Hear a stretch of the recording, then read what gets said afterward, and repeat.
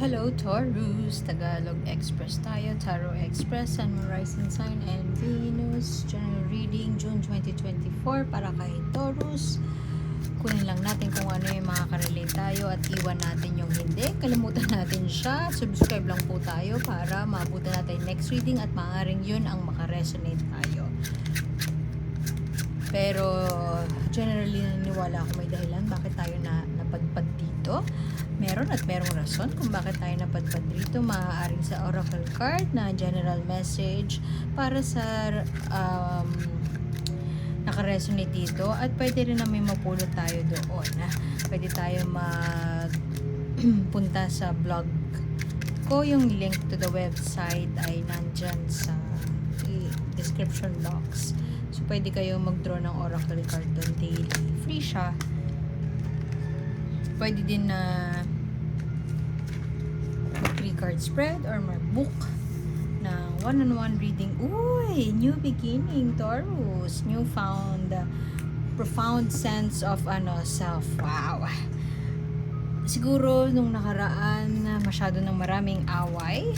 Maaaring ito ay sa relasyon bilang 8 of Cups ito. Sa emosyon, si Moses yan alam niya na may padating na hindi maganda, so inunahan niya na, umalis na siya kasi na-realize niya na merong hindi na to para sa akin, hindi lang talaga kami compatible.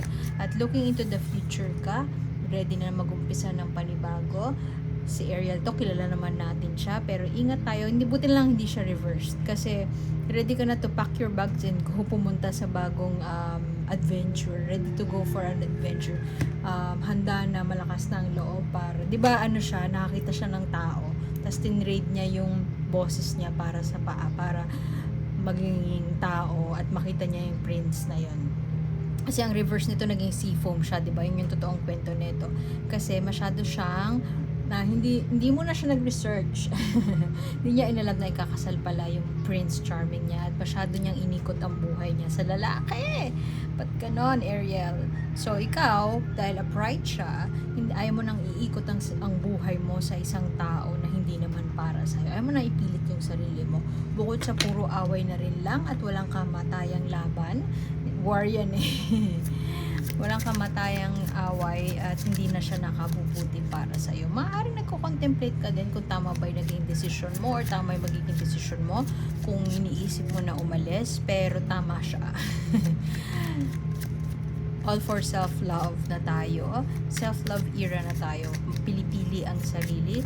Looking into the future with positivity. Hindi man alam ang mga mangyayari at ganap sa hinaharap, pero handa tayong, or handa ka na.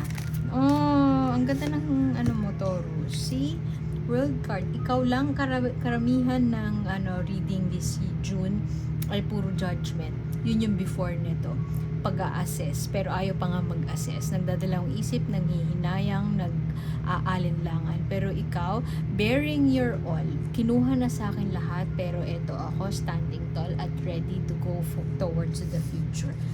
Kuha mo from beginning of the major arcana. Ito ang umpisa ng ating journey. Ang major arcana kasi parang major life event siya na nangyari sa atin sa tarot. Yun ang major arcana. Mythological journey siya from yung pag-set out para hanapin yung elixir hanggang makabalik na. Maisarado na yung narrative, kumbaga. Kumbaga sa pelikula, sarado na ang narrative, sarado ang kwento. End of the story, new chapter, new series, new episode. Yan. Doon ka na papunta sa new episode of your life. Maaaring tingnan mo, hubot-hubad siya. Maaaring wala nang natira sa'yo, pero meron kang pag-asa at umaasa na positibo ang hinaharap at ibibigay sa'yo ni God or ng universe. At magiging, ay, ang ganda. Parehas to, card ng pag-alis. Venturing out. Yung image nito sa ibang mga decks ay laging may barko. Laging merong nagsisail out. So, ikaw, maaaring ta-travel ka overseas. Pwedeng travel lang as a leisure, pleasure, pero pwede ding travel to start a new life. At bilang katabi ng world card, magsasarado ka na ng lumang chapter. Hindi na siya bagay sa'yo at papunta ka na sa isang kabanata na alam mong naniniwala ka lang na positibo ang ibibigay sa'yo. busy. Maaaring for the longest time ay away, hindi na makatulog, restlessness, agit ka na. Pwede din excited ka na.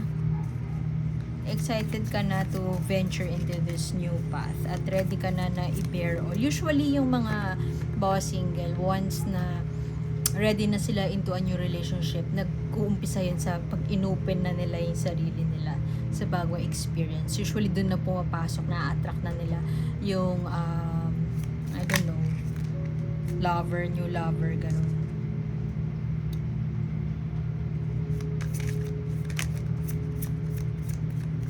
Soulmate. Ang ganda, Taurus. Kung magta-travel ka sa ibang bansa, mamimit mo ang iyong soulmate. Pwede hindi ka naniwala sa soulmate, pero mamimit, pwede din soul tribe eh. Mamimit mo yung like-minded individuals or magiging involved ka sa isang bagong group, bagong activity na joyful, may kilig na dadalhin. Daming cups, definitely love situation to or matters of the heart. Ayaw mo na manatili dun sa isang bagay na wala namang progress, isang bagay na wala namang patutunguhan. So, alis ka na lang. O pwede rin na ayun na nga, aalis ka. Ayaw mo ng yung steady lang. Gusto mo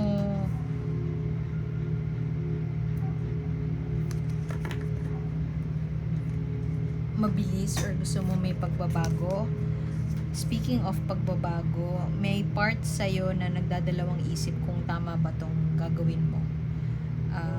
Kung tatalon ka na lang sa bangin, kung tatalon ka na lang at magte-take ka ng risk. Merong takot, may pangamba, at meron din na gusto mo sundin yung puso mo, alam mo yun, pero marami pang kailangang asikasuhin. Pwede ding mag-ipon. Maraming dokumentong kailangang gawin, like visa, ganyan. Medyo matrabaho din yun. Maraming kailangang at medyo tinatamad ka dun sa thought. Pwedeng ganun eh. Ready ka na na sa pagbabago, ready ka na sa something you're looking forward into the future. Aalis ka na, ayaw mo na ng away. Ayaw mo na, meron ako yoga teacher, lagi niyang ang mantra niya lagi at the end of the class, do no harm, take no shit.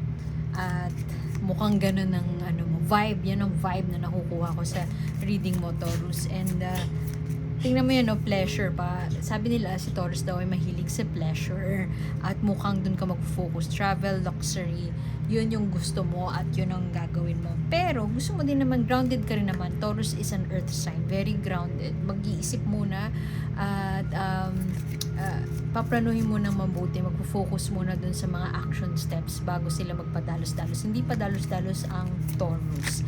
At while gusto mo ng pleasure, luxury, or travel, ayaw mong magpadalos-dalos sa isang bagay na magwawaldas ka ng pera. Siguro nakikita mo aswaldas siya ng pera at iniisip mo yung mga paraan kung paano mo masusulit or matitipid.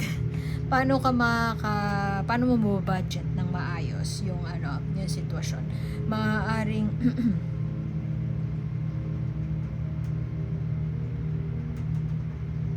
tipid mode. Titipid mode or medyo meron pa tayong medyo shy ka pa to put yourself out there. I mean, may encounter ka na bagong tao, bagong grupo, basta iba, lalabas ka talaga sa comfort zone mo. At which is such a good thing. At susundin mo yung puso mo kung ano yung nararamdaman mo, susundin mo. Parang ako naman, sundin ko yung nararamdaman ko, sundin ko yung puso ko for the longest time. Hindi ko sinunod kung ano yung puso ko, isip lang ako ng isip. So ngayon, medyo medyo may well, ready to break free ka na. entering a new era, medyo may hesitation pa sa part mo, pag-iisip, pagdadalawang isip, or medyo ano pa tayo, shy pa tayo, shy pa tayo to put ourselves out there, or ayaw mo pang mag all out, gusto mo steady lang, unti-unti, at wag masyadong magpadalos-dalos, which is a good thing. Maaaring yung nakaraan niloko ka, ingat ka din na, kasi with this card na ending your reading, ingat ka na sa paghahanap mo ng isang tao, so sobrang excited mo na makahanap ng tao na makakaintindi sa'yo, na magbebelong ka, or yung grupo na fully naiintindihan ka, katulad mo, tribe mo, like-minded individuals. Sa kakahanap mo nun ay magsisettle ka na lang na parang, ay okay na ako dito, sige try natin to. Masyado tayong open to a point na nakalimutan na natin yung pagka-Taurus natin na methodical at very ano ba, pag-iisipan mo na ng mabuti ang isang bagay bago mag-take a leap of faith. Maaring nung nakaraan na loko ka, pero ngayon ano ka na, receptive ka na, open ka na sa mga bagong bagay na magpapalakas. Malakas ang heart chakra mo. Ito ay energy center natin sa puso natin. Pag balance siya, equal give and take. Hindi ka lang give ng give, alam mo na kailangan mo mag-receive. So dati siguro naloko ka, or give ka lang ng give, puro sakripisyo, stretching yourself way too thin. Pero ngayon medyo ano ka na, medyo ano man tawag doon, hindi ka na over generous. Gusto mo naman na pag-ipunan, gusto mo na i-keep siya. Bawa kung meron kang glass or meron kang pocket, gusto mong tipirin. Huwag kang all out ng all out. Parang ganun na. Pero open ka pa rin sa experiences. Medyo you've learned your lesson and ready ka na. Medyo may hesitation sa pagbabago. Ready for a change. Pero medyo may takot pa at pagdadalawang isip na gawin yung pagbabago na yun or simulan yung pagbabago na yun. Stability. Maraming 4 sa spread mo. So, maaaring yung natutunan mo, pwedeng nag-retreat ka. Yung mga natutunan mo doon, gusto mong i-apply. Pwede ding spiritual awakening. Nag-enter ka ng spiritual awakening phase. Marami kang gustong i-explore. Marami kang gustong i-practice, i-apply sa buhay mo. Ang ganda ng reading mo. Ikaw may pinakamagandang reading to. Kunin natin ang sana mangyari siya this month. Message sa'yo ni universe. Huwag mong kalimutan ang iyong health. Ano yung mga bagay na nakaka-motivate sa'yo? Kung merong bagay na pinanghihinayangan ka, pinagsisisihan, or pinagsisihan mo na sinimulan mo, isipin mo kung bakit mo siya sinimulan to begin with. Bakit mo siya pinili? Bakit ito yung path mo? Siguro urong-sulong ka, nag-iisip ka, parang tama pa itong ginawa ko, okay, babalik ako sa square one. Go ulit, parang oops, teka lang, parang nahihiya ako, balik ako ulit. So, maaaring ingat ka na yung pagtitipid mo or pagtitipid ng pagtitipid ng sa sarili. Alam mo yun, yung hindi mo masyadong ine-express yung sarili mo kasi natatakot ka ng ma-judge. Ingat ka na yung kaka-hold back mo sa sarili mo, sa opinion mo, ay siyang magiging dahilan kung para hindi ka makita ng iba. I-shine mo yung let yourself shine. Don't dim your light to fit others perception of you. Wag mong hayaan mo na mag-shine ka lang. Tread that path anyway. And wag kang matakot na maging vulnerable at the same time. I-open yung sarili mo out there. Pwede din kasing itong ang card na to, tingnan mo masyado siyang dark. Ano yung mga bagay or ano yung mga paniniwala mo in life na nag-hold back sa'yo para makuha mo or ma-attain mo kung sino yung version ng sarili mo na gusto mong maging. Ay, iwan ko na yun doon. Salamat for being here, Taurus, and I hope to see you next time. My name is A. Thank you and bye!